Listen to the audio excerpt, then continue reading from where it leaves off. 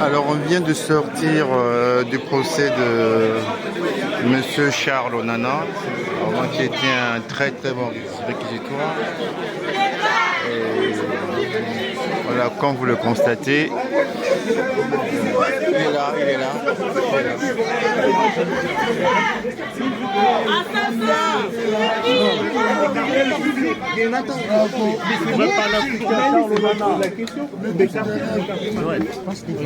Monsieur Charles Onana, après tout ce moment, ce que vous avez vécu, les accusations, la défense et aussi votre argumentaire, quelles sont vos impressions? Écoutez, je pense que la première chose que je veux dire, c'est un énorme merci, quoi. Parce que je pense que les Congolais et beaucoup de Rwandais m'ont apporté un soutien important pendant toute cette période, qui n'était pas une période facile, parce que une grande partie des médias soumis au FPR, à Paul Kagame, m'a traité quasiment de négationniste avant même que je ne sois jugé. C'est-à-dire que la notion de la présomption d'innocence est complètement ignorée ici, parce que c'est la voix de Paul Kagame qui est importante. C'est-à-dire qu'en fait, on se retrouve en France dans une situation où c'est un dictateur africain qui est au pouvoir depuis 30 ans et qui a mis le Rwanda et la République démocratique du Congo en coupe réglée, qui vient faire la loi et qui impose aujourd'hui sa loi à la France. Donc, j'espère que la justice française ne se laissera pas impressionner par ce diktat. Je sais que Kagame avait demandé la tête du procureur Carla Del Ponte au tribunal pénal international. Il l'a eu. Il a demandé à obtenir la destruction de l'enquête du juge Bruguière. Il l'a eu. Et aujourd'hui, il demande la tête de Charles Onana. J'espère qu'il ne l'aura pas. Il l'aura pas. Concernant votre sécurité, vous êtes des menaces de mort.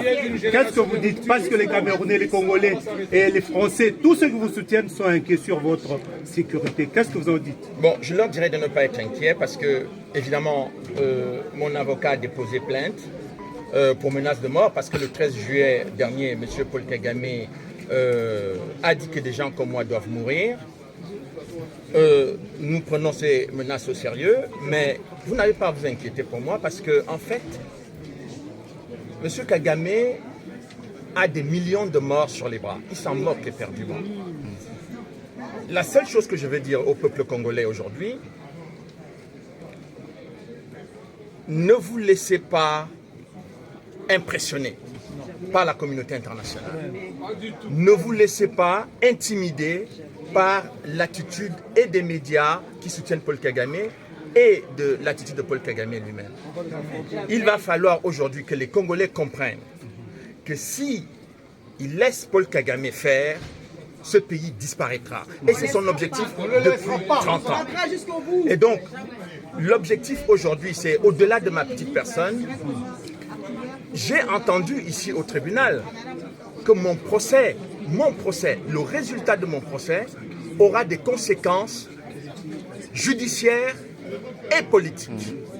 Ça signifie donc que le procès qui est intenté contre moi est un procès politique.